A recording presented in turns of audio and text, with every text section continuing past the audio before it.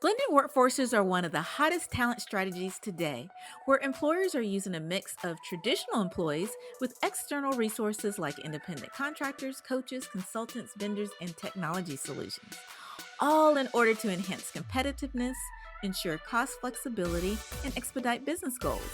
But how are the successful companies infusing blended workforces into their business strategy? And what are the critical success factors and pitfalls to avoid during implementation? And on the flip side, what does it really take for suppliers to improve their chances of finding and landing contract opportunities? The devil is in the details, my friends. I'm your host, Karen Farrell Rhodes, and it's time to get smarter about blended workforces at work. Hello, my superstars out there. This is Karen, and welcome to another episode of the Blended Workforces at Work podcast. We are super thrilled to have on today's show. Our guest is Erica McMannes, who is the co-founder and chief people and community officer at Instant Teams, which is a customer experience marketplace that partners with companies to source remarkable, diverse workforce talent while empowering and employing military spouses with remote work. I just knew we had to have Erica on the show because after I read about what she and her company are doing and noting that we have a ton of service members in our personal family, I truly appreciate all that she and her teams do for this specialized segment of our blended workforces industry. And I just was dying to meet her, talk to her, better understand about her company and kind of her outlook on blended workforces, both now and in the future. So, welcome to the podcast, Erica. We're so happy to have you. Thank you. I'm super excited to be here today. Awesome. Awesome. Well, I have a million questions to ask, but before we even go there, we'd love to know just a tad about you personally. So, just for as much as you feel comfortable, can you give us a sneak peek into your life outside of work? Yeah, well, like you said, my name is Erica McMannes. I'm the Chief People and Community Officer, Instant Teams, and also one of the company's co-founders. My business partner, Liza Rodewald, and I started the company 8 years ago, which is crazy. Time flies, and then also seems to drag on in all the ways. Yeah. But I am also a military spouse, and that is really a part of the story and a part of the reason that we built the company and that we've remained passionate and focused on the military spouse talent community, specifically in integrating them into workforces in unique ways, different ways that support lifestyles, but also building that business solution for our customers. I'm a mother of two. I've got a 13-year-old son and an 18-year-old son, which is a whole new parenting journey into parenting young adults. So any podcast recommendations to help me out there, happy to take recommendations. And currently living in Knoxville, Tennessee. Oh, what a wonderful area. It's beautiful in Knoxville. That is awesome. Well, sounds exciting. And yes, you do have your hands full with the young adults there in this day and age. Trying to keep up with them, I'm sure, is tremendous. But thank you so much for sharing your story and your journey thus far. So, if you don't mind, let's just start out, Erica, about, some of the founding, a little bit deeper into the founding story around Instant Teams and just share with our members what exactly you all do and how you help military spouses and Yeah, companies. I'll give a quick background because I think a lot of solutions and things that entrepreneurs dive into start with, your own personal why, right? You saw a need and you built something to help solve that. So as a military spouse, we've moved 14 times in 22 years. And so I found that very challenging to build a career and have that kind of personal career identity outside of the role of mother and military spouse and all those things that you fulfill in your life. But, really like who was I and what was I contributing and what could I do? And that's a challenge, not just for me, but there's over 12 million military spouses out there, which people often shocked at that number, but that's about the 600,000 active duty military spouses, plus retiree, veteran, Gold Star, National Guard, and Reserve. So it's a big, big community. And through those challenges, I had the opportunity to work for a veteran owned startup out in California. And that was after 2 degrees in human ecology. I was always in the family programming for the Army. So very different than where I am now. But I had the opportunity to see what startups did and that you could take an idea and build a business. And I, along the way, was building little teams for these different organizations out in California. And I was using the people I knew to build these little go to market teams, which were fellow military spouses. And so after I replicated that a few times, I was like, you know what? Like, this is working well, but I, as a consultant, can only do this and help so many people. Like, what would an actual business model look like where we could do this at scale? We could have technology supporting us.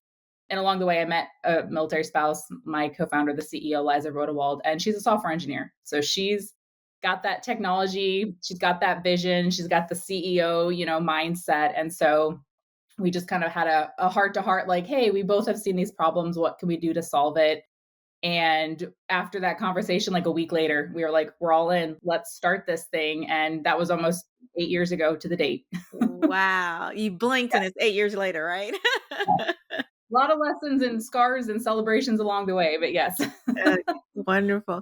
So, can you tell our listeners a little bit more about how you work with the military spouses and how you work with companies and make matches or provide other types of support? Yeah, so as a marketplace, like you mentioned, we're serving two sides of the equation and being able to bring them together for success. So on the B2B side, we have our customers, which are middle market, enterprise level organizations who have, any of those stages of the customer experience journey, whether it's customer support, customer success, like those different stages, we're able to come in with our model, which is 100% remote and kind of support in one of two ways. So one is a full BPO model. So those organizations come to us and say, "Hey, I need a team of 20 to fulfill this specific role, or we're expanding and we need, 20 new people."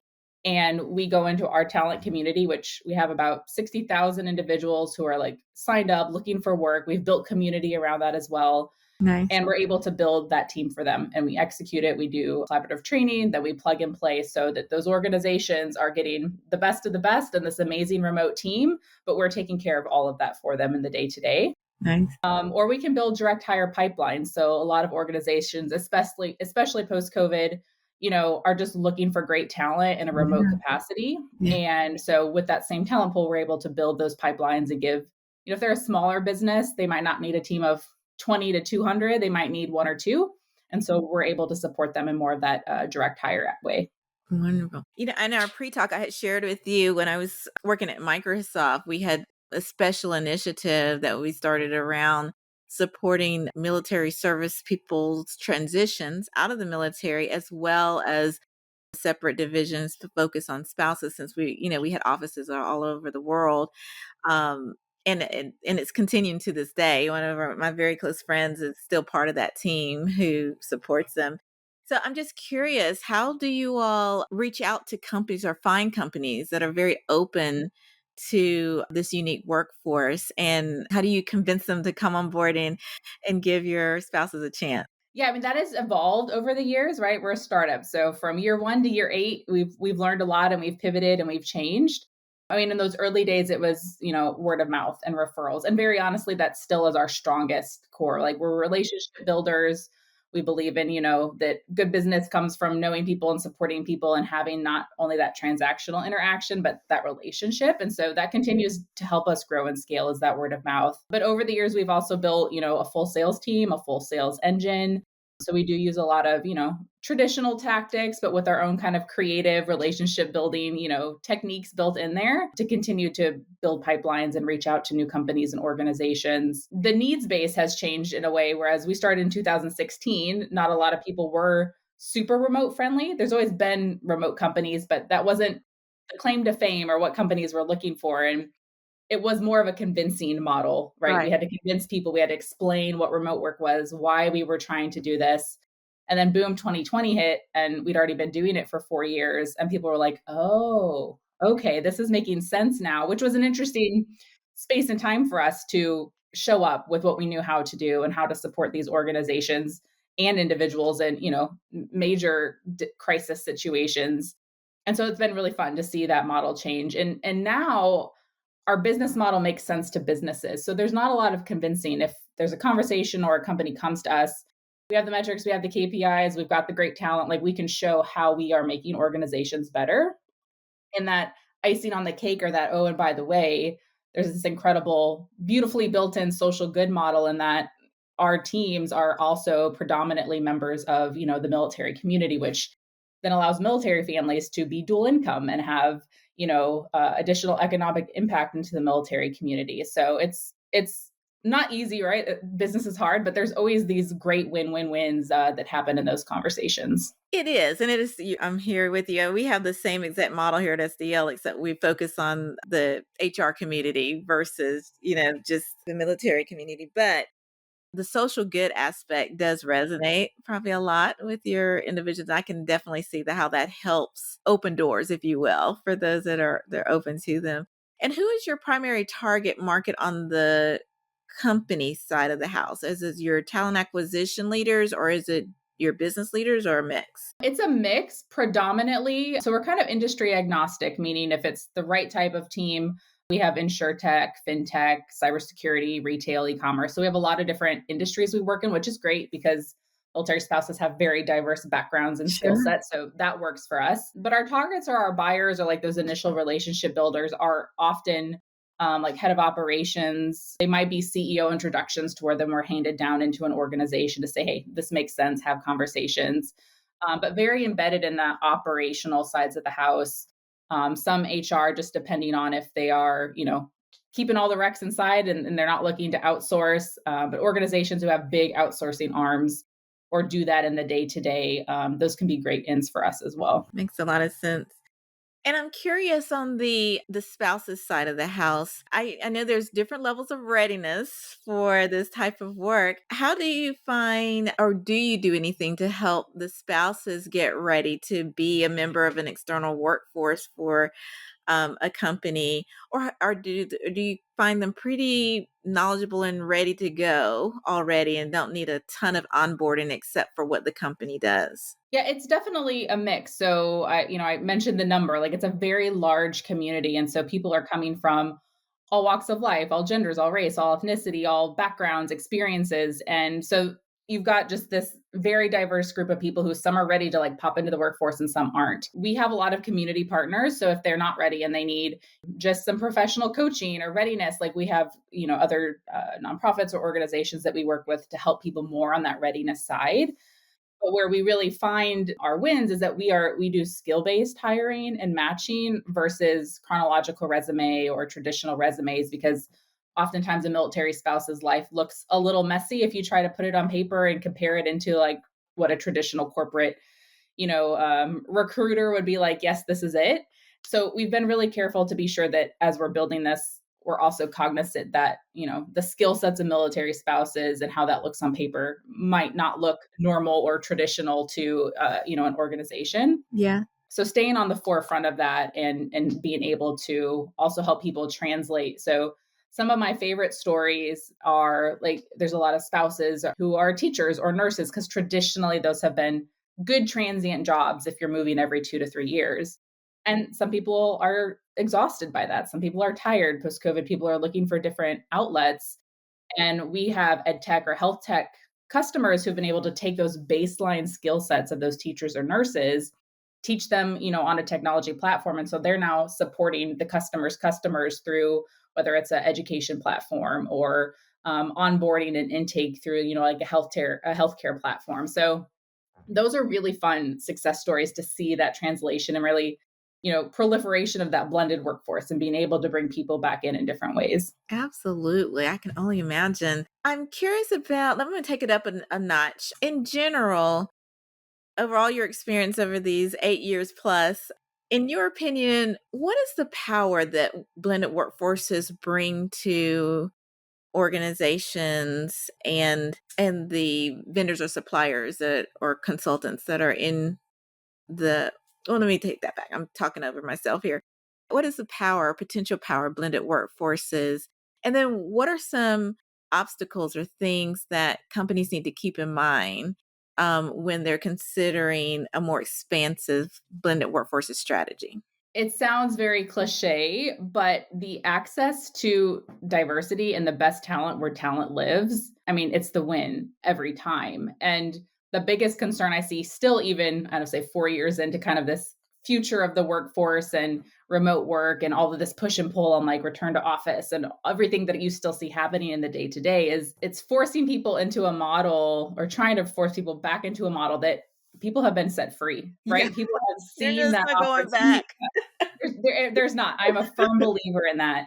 And the more that people try to force that, the more they're going to become disconnected from great talent, from the modern workforce, from scaling and moving their organizations forward. Even very large dominant brands who've been around for 45 years, like you can start to see like little cracks in branding or in how employees or career seekers are talking about those brands because they're not looking to make a change and they're not looking to mold and move with the workforce, which is very risky in my perspective as a business. I love the humanity that has happened, right? Letting people be people and seeing that people exist. You know, I've got kids and a dog outside the store. That's okay. Like a lot of us do. We don't have to be these very different masked individuals in a work setting to still be highly professional, highly successful, highly productive. So it's an exciting time, I think, to Mhm. be in this space and hearing these conversations and seeing it change in real time. Yes.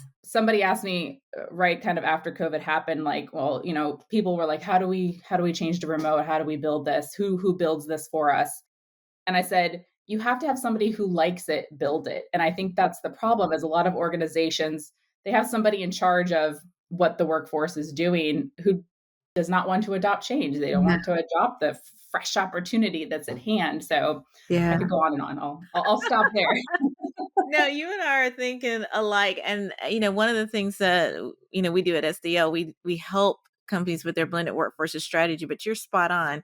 You have to have someone that is passionate about it, that loves it, that's interested in it, and that knows their business very well as well. And I always tell them when we, go in for consulting, it's not really rocket science to infuse blended workforces into your overall people or workforce strategies.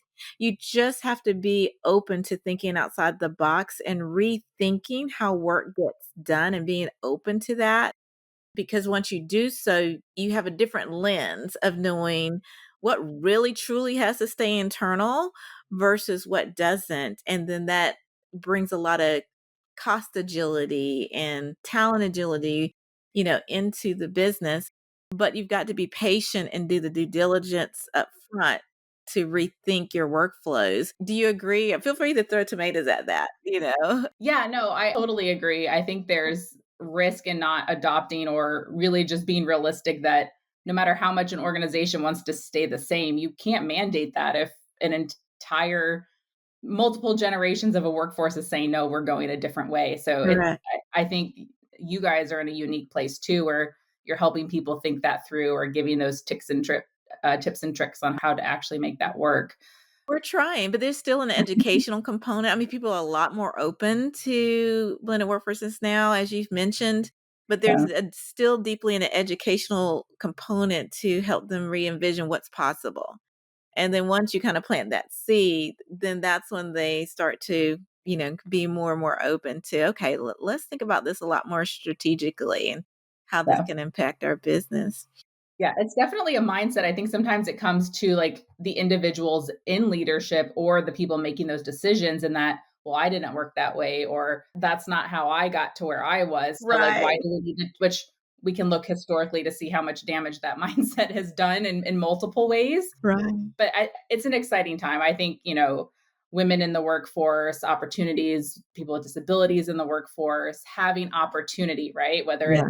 it's hybrid or it's fully remote or it's a little back and forth if you really love that. Introverts and extroverts being able to figure out where they belong in like their flow space and how, they can be more productive with that flexibility. I think it's super exciting. I'm excited to be on the actively thinking about it side of the house. Me too. It's a fun place to be, right? It is. Well, I'm just curious, how do you and your partner split up duties in leading the company? Yeah, it's an interesting question with I'll give a short backstory in that Okay. like traditional founders, like you've got an idea that there's two of you, you kind of just choose a title day one, like, well, I'll be this and you be this, and that's what we'll be. And so when we did that originally, I started out with the CEO title because it had kind of been my idea and I brought it to her. And since she was a software engineer, she was the chief technology officer. And that made Makes sense for sense. about maybe the first 9 to 12 months to where we ended up in like a personality assessment test and Uh-huh. consult. Yeah. And our results came that we were in, like, for the future, sanctity of the company, we were in very wrong roles. Ah, And interesting. we've always been very strong co-partners, co-founders. Ego does not get you anywhere. So, hey, what am I doing wrong? What are you doing wrong? Like, what do we need to do to make this work? And so when we left with those results, we're like, we gotta flip this. Like, you are CEO material, the way you think, the way you connect, the way you drive. And I'm more of the process builder and the people operations, the back end of getting the people to follow that vision and build the path to that. And that was really powerful for us because I 100% like that switch has allowed us to grow and continue to scale. I mean, she functions very much in that CEO role, vision of the company, strategy of the company, sales, investor relations. And then I spent a lot of time on the community marketing and HR people operations side of the house. That's amazing. And if you've had, if I can say, a uniquely successful aspect of your founding of the company is getting financial investment. And it's really very hard, as we all know, for women founders. And I imagine that's what helped you expand from a small group to what, over 500 employees now. Can you share a little bit more about that journey of how you all were able to scale and what was it like to pitch and finally get investment?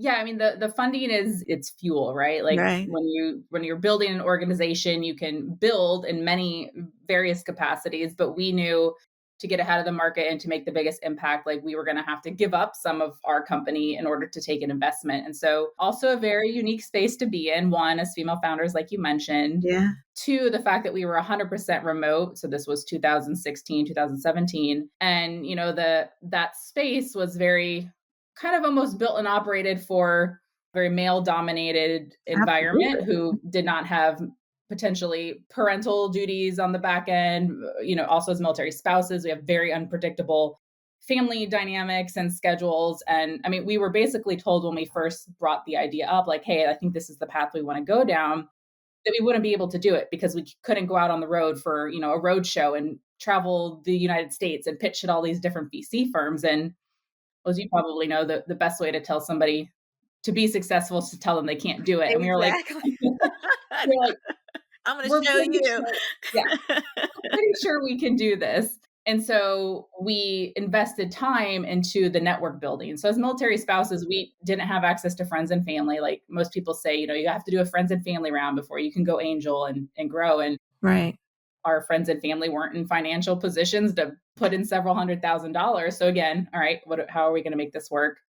So we invest in time in like accelerators and incubators, programs that had networks to build relationships with people and understand like how to do it and who to talk to. But yeah, then we did an angel round, a series seed and a series A, all 100% remote. And Oh, um, amazing. it is. It's been really cool. Congratulations. Thank you. Yeah. A lot of credit to Liza. She, as the CEO, she did most of the pitching. She was on that front end. But really cool experience. Again, just to kind of prove like, don't let somebody tell you you can't do it. If you're super passionate about it, you just have to find the right people who are also passionate in what Ab you're passionate in. And it's a big world out there. There is opportunity and access. Absolutely. Now, do you just help spouses or do you help service members as they transition as well? So, as a for-profit private organization, we follow all fair hiring, compliance laws. So, good news to your HR ears, I'm sure. Yes, very much Um, so. our brand is very focused on the military talent community. Like that's our mission. That's where we drive. But we hire, if you are qualified for a position, you apply and you're selected, we hire anybody. So we have military spouses, we have veterans, we have a lot of non-military affiliated team members as well. So it's a really cool, like also very diverse group within our organization. But we do always drive the opportunities that we're bringing in that we are able to put military spouses in those jobs. Oh, fantastic. And I'm just curious, does it skew more female than It male? does. It does. So about 90% female, I can which, imagine. we actually just finished our recent, annual AAP review, Uh-huh. and, she's always like, "You guys are doing great. You're 90% female," which they don't see very often. Yeah. So and again, I think that's, an indication of a different reimagined way of working allows opportunity for people to put that, into a way that works for them within their lifestyle. So, yes, very, very female dominant. Very cool. And are your members global or mostly in the US base? Mostly in the US, but because military spouses can be stationed overseas Anywhere. or in different locations, we do have some team members who are in the military, OCONUS, so overseas, but predominantly our teams are US based. Gotcha. So what keeps you up at night? What is it that either keeps you up currently of how you all want to improve the business, or where what keeps you up about where you want to grow in the future? Yeah, I think two things come to mind. I mean, one, like this is a very interesting time to be a startup in just this economy, and then a Yeah. startup who's focused on people as their product in a changing workforce. So Yeah. it's difficult, right? And then there's all kinds of new, federal regulations around employment Every and day something new. keeping up with that in 50 states. And we're an HR team of 4. Like, so that is a lot, right? There's a lot of constant, how are we doing? What do we need to do? How do we stay on top of this? But I think that's typical, right? That you're Yeah. running an operation, you got to be sure you're on the up and up. That's right. The what keeps me up at night, but what gets me out of bed in the morning is that we still have so much work to do. Like we've built over the 8 years, we've hired hundreds of military spouses, put thousands of people in positions, but there's so much opportunity. And when you see that, like it's almost that like good anxiety of like, okay, how like we got to keep doing this, like we've got to keep building. There's so many people and opportunities that we can make happen with how we've put together how to solve this problem. So good, the bad, and the ugly anxieties in there kind of rotate through hour by hour. No, I totally get it. Totally get it. And if you don't mind sharing, and if you don't want to, it's totally fine. Is your business model like a percentage of their fees you'll get to help fund the company? Or is there something on top that companies have to pay? I mean, how do you all stay afloat? Yeah, so Mhm. for a military spouse or anybody who's looking to be employed, 100% free. So we don't charge anything on that side. Our model is billable to whatever work is being done on the customer side. So that takes shape different, like depending on the need of the team and the type, whether it's that direct hire or kind of that fully outsourced model. But yeah, definitely billable hourly model based on the work that needs to be done. Oh, wonderful. Gosh, time has flown, Miss Erica. We're about running out of time. We have a couple more questions, though, for you before we let you go. If there was one piece of advice that you would love to lend to a military spouse that is considering signing up in your platform, what would it be? Yeah, I think it would be to like let the noise of, oh my gosh, I've done so many things. I don't know like how to put this together go.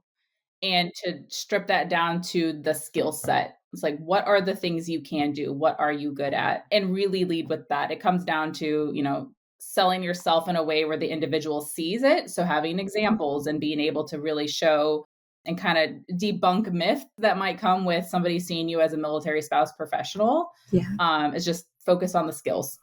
Wonderful. Focus on the skills, ladies and Yep. gentlemen.